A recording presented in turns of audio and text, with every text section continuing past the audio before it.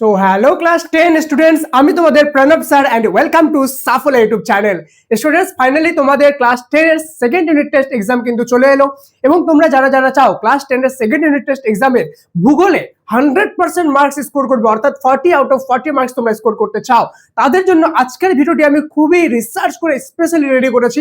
আজকে তোমাদের ভূগোল থেকে 5 নম্বরে মোস্ট ইম্পর্টেন্ট কোশ্চেনগুলো আমি দিব এবং অনেকগুলো কোশ্চেন না, মাত্র লিমিটেড কিছু কোশ্চেন দিব। এগুলো ভালোভাবে করে গেলে এর বাইরে থেকে কোনো প্রশ্ন তোমাদের সেকেন্ড ইউনিট টেস্ট পরীক্ষা আসবে না। তুমি সম্পূর্ণ পশ্চিমবঙ্গের যে কোনো স্কুলে পড়ো না কেন, এইখান থেকে তোমার কিন্তু পরীক্ষায় কমন আসতে চলেছে।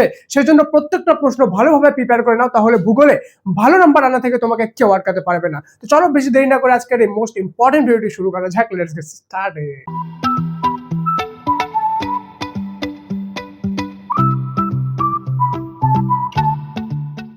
তো স্টুডেন্ট, ভিডিওর শুরুতে শুধুমাত্র একটাই জিনিস তোমাদেরকে বলবো, যদি এখনো সাবস্ক্রাইব করে সাফল্য ফ্যামিলিতে যোগ না হয়ে থাকে তো অবশ্যই সাবস্ক্রাইব করে নাও আর সাবস্ক্রাইব করে বেল আইকনটা প্রেস করবা, কেন কি তোমাদের সেকেন্ড ইউনিট টেস্টের প্রত্যেকটা সাবজেক্টের সাজেশন আমি এনে দিব এবং সাথেই তোমাদের মাধ্যমিক ফাইনালের ধামাকা সাজেশন কিন্তু আসতে চলেছে, যেগুলো মিস করলে তোমরা আর এগুলো অনেক বড় কিছু মিস করে যাবে। কেন কি শুধুমাত্র একটা সাবজেক্ট না, প্রতিটি সাবজেক্টের 100% কমন সাজেশন কিন্তু এই চ্যানেলে দেওয়া হয়। প্রত্যেক বছর 100% কমন সাজেশন এই চ্যানেল থেকে আসে, সেজন্য অবশ্যই সাবস্ক্রাইব করে রাখো, না হলে অনেক বড় কিছু মিস করে যাবে। দেখো, সবার প্রথমে আমাদের ভূগোল বা জিওগ্রাফির সেকেন্ড ইউনিট টেস্টে 5 মার্কসের যে কোশ্চেনগুলো আসবে সেগুলো মেইনলি আমাদের এই চ্যাপ্টারগুলো থেকে আসবে। এক নম্বর হয়ে গেল বায়ুমণ্ডল, 2 নম্বর হয়ে গেল বাড়িমণ্ডল, 3 নম্বর হয়ে গেল ভারতের মধ্যে অর্থনৈতিক পরিবেশ। এর থেকে যদি এক দুটো এক্সট্রা চ্যাপ্টার তোমাদের দেয় সেটা তোমাদের স্কুলের ব্যাপার, কিন্তু বোর্ডের নিয়ম অনুযায়ী এই 3টা চ্যাপ্টার থেকেই তোমাদের কিন্তু সেকেন্ড ইউনিট টেস্টে কোশ্চেন করতে হবে, ঠিক আছে? তো এই যে বায়ুমণ্ডল, বাড়িমণ্ডল, অর্থনৈতিক পরিবেশ, আমি ভাগ ভাগ করে দেবো। এখান থেকে 4-5টা কোশ্চেন দেবো, এখান থেকে 2-3টা, এখান থেকে 2-3টা কোশ্চেন দেবো। অ্যান্ড তার সাথে কোশ্চেনগুলোর তো আমি দিবই লিমিটেড, তার মধ্যেও আমি 3 স্টার করে দেবো, যেগুলো আরো বেশি ইম্পর্টেন্ট, সেগুলো থেকে আসার চান্সেস সবচেয়ে বেশি থাকবে, ঠিক আছে? সেজন্য 1 মিনিট 1 সেকেন্ড স্কিপ করবে না। যদি মনে হয় আমার এফোর্টটা তোমাদের জন্য যে জেনুইন, দাদা আমাদেরকে জেনুইনলি হেল্প করছে, তাহলে অবশ্যই একটা লাইক করে হাইপ বাটনটা ক্লিক করে দিও, ঠিক আছে? চলো, তো সবার প্রথম বায়ুমণ্ডল থেকে নাম্বার 1 যে প্রশ্নটা হলো, দেখো আমি কিন্তু 3 স্টার করে দেবো। কেউ যদি ভাবো যে স্ক্রিনশট করে স্কিপ করে নেবো, তাহলে তোমারই লস। ওকে, নাম্বার 1, উষ্ণতার তারতম্য অনুযায়ী বায়ুমণ্ডলের স্তর বিন্যাস করো। উষ্ণতার তারতম্য অনুযায়ী বায়ুমণ্ডলের স্তর বিন্যাস, অর্থাৎ troposphere, stratosphere, mesosphere, thermosphere, exosphere যে আছে সেটা, ঠিক আছে? দেন 2 নাম্বার হলো, মানে এরই অথবা দিয়ে প্রশ্নটা আসতে পারে, বায়ুমণ্ডলের উষ্ণতার তারতম্যের যে কোনো 3টি কারণ লেখো, ঠিক আছে? বলতে পারে উষ্ণতার তারতম্য অনুযায়ী আমাদের স্তর বিন্যাস অথবা তারতম্যের কারণ কি, ঠিক আছে? 2 নম্বর, ওজোন স্তর ধ্বংস হয় কেন, মানে ওজোন স্তর ধ্বংসের কারণগুলি কি কি সেগুলো লেখো। এটা কোশ্চেন অথবা দিয়ে আসতে পারে। বিশ্ব উষ্ণায়ন, এটা উন্নয়ন হবে না, উষ্ণায়ন, বিশ্ব উষ্ণায়নের 5টি প্রভাব আলোচনা করো, মানে বিশ্ব উষ্ণায়নের ফলে কি কি হচ্ছে সেগুলো, ঠিক আছে? আমি 3 স্টার করে দেবো, ডোন্ট ওয়ারি। নিরক্ষীয় নিম্নচাপ বলয় ও আয়ন বায়ুর মধ্যে কি সম্পর্ক রয়েছে সেটা আলোচনা করো, ঠিক আছে? দেন আমাদের 4 নম্বর হয়ে গেল, পৃথিবীর নিয়ত বায়ু প্রবাহগুলি উৎপত্তি ও গতিপথ বর্ণনা করো চিত্রসহ, অথবা যে কোনো 2টি বায়ুচাপ বলয়ের সৃষ্টির কারণ আলোচনা করো চিত্রসহ। 5 নম্বর, ভূমধ্যসাগরীয় জলবায়ুর প্রধান বৈশিষ্ট্যগুলি আলোচনা করো, অথবা ক্রান্তীয় মৌসুমী জলবায়ুর প্রধান বৈশিষ্ট্যগুলি আলোচনা করো, ঠিক আছে?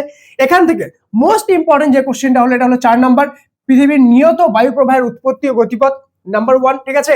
দেন নাম্বার 2 হয়ে গেল আমাদের এখানে হয়ে গেল এই যে নিরক্ষীয় নিম্নচাপ বলয় আয়ন বায়ুর মধ্যে, এবং 3 নম্বর হয়ে গেল উষ্ণতার তারতম্য অনুযায়ী বায়ুমণ্ডলের স্তর বিন্যাস। এগুলো সুপার ইম্পর্টেন্ট। এর মানে এটা না যে বাকিগুলো করবা না, সবগুলো করবা, কিন্তু এগুলো সবচেয়ে বেশি ইম্পর্টেন্ট, এগুলোকে একটু বেশি এক্সট্রা কেয়ারফুলি দেখবা, ঠিক আছে?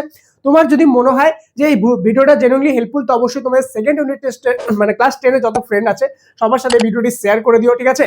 আর তোমার যদি মনে হয় যে স্যার আপনি তো জিওগ্রাফি 5 নম্বর দিলে, ঠিক আছে, জিওগ্রাফি বাকি শর্ট কোশ্চেনগুলোও দিন, তার সাথে বাকি সাবজেক্টগুলো তাড়াতাড়ি করে দিয়ে দিন, যাতে আমরা প্র্যাকটিস করার এবং রেডি করার সময় পাই যথেষ্ট, ঠিক আছে? তাহলে অবশ্যই কমেন্টে MORE মোর লিখে অনেকগুলো লাভ রিঅ্যাক্ট আমার জন্য দিয়ে দিও, তাহলে আমি বুঝে যাবো যে হ্যাঁ তোমাদেরকে আগে দরকার। তোমরা জানো আমি কিন্তু ক্লাস 11, 12 সবকিছুকে হ্যান্ডেল করি, তো তোমাদেরগুলো যদি আমি চাও যে তোমাদেরগুলো আগে দিয়ে দিই, তো সবাই কমেন্টে MORE মোর লিখে দিও, এবং সাথে এটাও বুঝতে পারবে এতদূর পর্যন্ত কারা কারা ভিডিও দেখছো, ঠিক আছে? চলো, এরপরে আমাদের নেক্সট চ্যাপ্টার হলো বাড়িমণ্ডল। বাড়িমণ্ডল থেকে নাম্বার 1 প্রশ্ন, সমুদ্র স্রোত সৃষ্টির কারণগুলি আলোচনা করো বা ব্যাখ্যা করো, অথবা সমুদ্র স্রোতের নিয়ন্ত্রকগুলি ব্যাখ্যা করো। 2 নম্বর, জোয়ার ভাটা সৃষ্টির ঘটনাটি চিত্রসহ ব্যাখ্যা করো। 3 নম্বর, ভাড়াকোটাল ও মোড়াকোটাল সৃষ্টির পদ্ধতি চিত্রসহ ব্যাখ্যা করো, অথবা মুখ্য জোয়ার ও গৌণ জোয়ার এর মধ্যে সময়ের পার্থক্য থাকে একটা, কতটা সেই সময়ের পার্থক্যটা এবং কেন এই সময়ের পার্থক্যটা থাকে সেটা লিখতে হবে। একটা জিনিস মাথায় রাখবা, তোমাদের প্রাকৃতিক ভূগোলে সবসময় কিন্তু ছবি আঁকতে হবে, ঠিক আছে? প্রাকৃতিক ভূগোলে ছবি আঁকলে তাহলে কিন্তু ফুল মার্কসটা তোমরা পাবে। তোমরা পয়েন্ট ওয়াইজ লিখবা, তার সাথে সেই পয়েন্ট ওয়াইজ লেখার সাথে সাথে সাইডে কিন্তু একটা সেই রিলেটেড ছবি তোমাকে এঁকে দিতে হবে, ঠিক আছে? প্রাকৃতিক ভূগোলে, অর্থনৈতিক ভূগোলে কোনো ছবি আঁকতে হবে না, কিন্তু পয়েন্ট ওয়াইজ তোমাকে লিখতে হবে।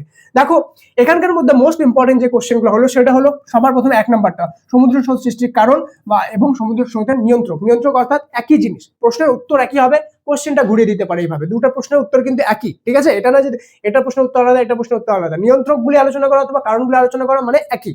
ওই সমুদ্র স্রোতের নিয়ন্ত্রক যা, ওই কারণটা একই ব্যাপার, ঠিক আছে? তো এটা ছিল 3 স্টার কোশ্চেন, আর বাকি সবগুলো ইম্পর্টেন্ট, কিন্তু এটা সবচেয়ে ভালোভাবে করো, খুব বেশি ইম্পর্টেন্ট এটা, ঠিক আছে? এবং মাধ্যমিক ফাইনালের জন্য এটা ইম্পর্টেন্ট রয়েছে, ভালোভাবে করবা। তো তোমাদের এই চ্যাপ্টার থেকে শুধুমাত্র 3টাই কোশ্চেন আমি তোমাদেরকে দিলাম, খুব ভালোভাবে দেখে যাবা। চলো এবার চলে যাবো আমরা ভারতের অর্থনৈতিক পরিবেশ থেকে কি কি ইম্পর্টেন্ট আছে। 1 নম্বর, আচ্ছা খুব ইম্পর্টেন্ট, আমি একটা জিনিস তোমাদের সাথে শেয়ার করে দিই, ঠিক আছে? কি তোমরা যারা ক্লাস 10-এ পড়ছো, তো তোমরা এখন পড়াশোনাতে এতটা ব্যস্ত হয়ে যাবে যে তোমাদের মাধ্যমিক পরীক্ষা রিলেটেড বিভিন্ন ইম্পর্টেন্ট যে আপডেট সেগুলো তোমরা মিস করে যেতে পারো। আর সেই জন্য কিন্তু আমি মানে সাফল্য তোমাদের জন্য হোয়াটসঅ্যাপ একটি চ্যানেল বানিয়েছি, যেখানে প্রায় 1.5 লক্ষ স্টুডেন্ট জয়েন হয়ে আছে। আমি পিন কমেন্ট ডেসক্রিপশন 2 জায়গায় লিঙ্ক দিয়ে দিলাম, সেই জায়গাটায় তোমরা অবশ্যই জয়েন হয়ে যাও, ঠিক আছে? 1.5 লক্ষ স্টুডেন্ট অলরেডি জয়েন হয়েছে, তুমি যদি জয়েন না হও সেখানে জয়েন হয়ে যাবা। যে কোনো মাধ্যমিক রিলেটেড ইম্পর্টেন্ট আপডেট সেখানে সবার প্রথমে তোমরা পেয়ে যাবা, যে কোনো ইউটিউবের থেকে সবার আগে তোমরা সেখানে পেয়ে যাবা, ঠিক আছে? নাম্বার 1। আর নাম্বার 2 একটা ইম্পর্টেন্ট জিনিস তোমাদেরকে বলে দিই, তোমাদের কিন্তু suggestion free of cost suggestion, উত্তর সহ, প্রিভিয়াস ইয়ার কোশ্চেন পেপার সম্পূর্ণ উত্তর সহ এবং প্রিমিয়াম মক টেস্ট, মানে একদম তোমার কি বলবো চ্যাপ্টার ওয়াইজ প্রত্যেকটা সাবজেক্টের mock test unlimited free of cost সবকিছু তোমরা পেয়ে যাবে সাফল্য অ্যাপে, যেটা তোমরা স্ক্রিনের সামনে দেখতে পাচ্ছ। অবশ্যই এই অ্যাপটা ডাউনলোড করে নিও, কোনো রকম কোনো লগ ইন করতে হয় না, জাস্ট জাভা ইনস্টল করবে এবং ইউজ করবে, ঠিক আছে? এটা পশ্চিমবঙ্গে অলরেডি কয়েক লক্ষ স্টুডেন্ট এটাকে ডাউনলোড করে ইউজ করছে, তুমি যদি না জেনে থাকো তাই বলে দিলাম। অবশ্যই সাফল্য অ্যাপে জয়েন হয়ে যাও এবং হোয়াটসঅ্যাপ চ্যানেল যেটা বললাম সেটাতেও জয়েন হয়ে যাও, ঠিক আছে? চলো এবার আমরা অর্থনৈতিক পরিবেশটা দেখে নিব। নাম্বার 1 হয়ে গেল চাষের অনুকূল পরিবেশ, অর্থাৎ গম, ইক্ষু, ধান, কফি, এগুলোর মধ্যে থেকে একটা চাষের অনুকূল পরিবেশটা তোমাদেরকে দিতে হবে, ঠিক আছে? চা চাষের যে অনুকূল পরিবেশ আছে এটা 2026-এ চলে এসেছে, তাই এটা আসার চান্সেস প্রায় নেই, ঠিক আছে? মাধ্যমিকে তো আসবেই না, সেকেন্ডারি টেস্টে সম্ভবত এটা দিবে না, ঠিক আছে? তো সেই জন্য গম, ইক্ষু, ধান, কফি এই 4টার চাষের অনুকূল পরিবেশটা খুব ভালোভাবে দেখে রাখবা। 2 নম্বর, পশ্চিম ভারতে পেট্রো রসায়ন শিল্পের অগ্রগতির কারণগুলি লেখো, অথবা পশ্চিম ভারতের কার্পাস বয়ন শিল্পের কেন্দ্রীয় ভবনের কারণগুলি লেখো, ঠিক আছে? 3 নম্বর, ভারতের নগর গড়ে ওঠার কারণগুলি আলোচনা করো, অথবা নগর গড়ে ওঠার ফলে যেগুলো সমস্যা হয় সেগুলি আলোচনা করো। 4 নম্বর, ভারতের পরিবহন ব্যবস্থার গুরুত্বগুলি আলোচনা করো। এবার এখানকার মধ্যে মোস্ট ইম্পর্টেন্ট যে কোশ্চেনগুলো আছে সেটা হলো এই যে এই পার্টটা দেখতে পাচ্ছ, কার্পাস বাস্তবায়ন বা পেট্রো রসায়ন, এটা, ঠিক আছে? অ্যান্ড দেন এটা, এই দুটো খুবই ইম্পর্টেন্ট। আর অনুকূল পরিবেশ তোমাদেরকে যে কোনো একটা দিতে পারে, গম, এত ইক্ষু, এত ধান, এত কফি, সেজন্য 4টাই ভালোভাবে দেখে রাখবা, ঠিক আছে?